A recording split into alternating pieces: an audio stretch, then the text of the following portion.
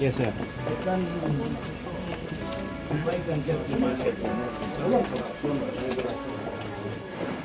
Pero dito sa panahon ko. So, wala kang din lang gamit niya from the Mga damit. Ano pa ma'am? Sapatos niya. Mami, yung treadmill daw niya, parang ginagamit. Oo. So what does he do, ma'am, pag nandito siya? Kain, tulog. Tapos kasi tawid siya dun sa kabila para magtrabaho. Minsan pagka may guest siya, nagtrabaho. Ano pong ginagawa niya for distressing para mag-relax? Yun, yung minsan pagka hayaan mo lang siya magsalita. May guest siyang kakwentuhan. Distress din sa kanya. So, kaya last week, may siya, pausap siya. Mga kadinner siya na mga old people na kilala niya. Si Kitty po ba pumupunta dito? Si Kitty hindi pa nakapunta. Hindi pa. Klase kasi. Ikaw, ma'am, ilang beses na? Pangatlo ko to. Lumamahay? Kumusta pagtulong mo dito? First 2 nights ko last week, hindi ka makatulog. Dito malab si Sino. Bakit po? Siguro hindi ka pa. Pero wala. Bakit may kulambo? Kasi yung mga nakasanayan eh, sabi ko yung chef, sinabihan ko anong kinakain, di ba?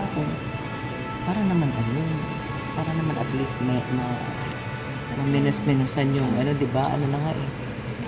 Lumabas na nga siya sa comfort zone niya. Kamusta na po yung adjustment nyo sa maraming security? Not just you, si Kitty, yung buong family, si President. Tinakasan namin ng 2 beses yun. Ha? SG. Ano pong ginawa niyo? Nagdadrive ako. Nagdrive kami ni Kitty. Tapos nung kinausap ako nung isang, yung head yata, ako, in-explain na. So, kailangan ko especially sa ko. Bakit Ano hindi pala? tinakasan? Hindi nga kami sanay eh. Sa Davao, nakahawi na ko ganun.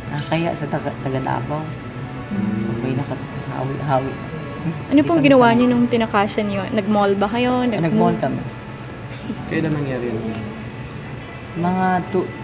Basta mga 2 Sundays yun. Ago?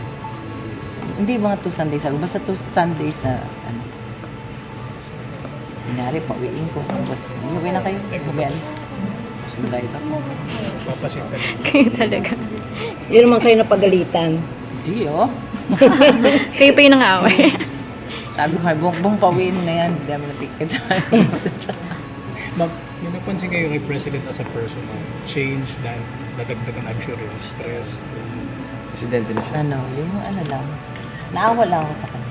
Kasi, siyempre, at the age of 71, yung mga friends siya, nag-relax siya, he has to go through this outside his comfort zone, tsaka yung trabaho niya, tsaka imbis na yung na siya yung iniisip niya, may bigger scale na yung problema niya. Pero wala naman change like parang mas irate siya ngayon, o mas maiksi ang PC. Alam ko ano yun eh. Alam ko timplahin. Alam ko ano yun. Ako naiintindihan ko kasi. Ikaw. Sobra naman yung kuha na yan.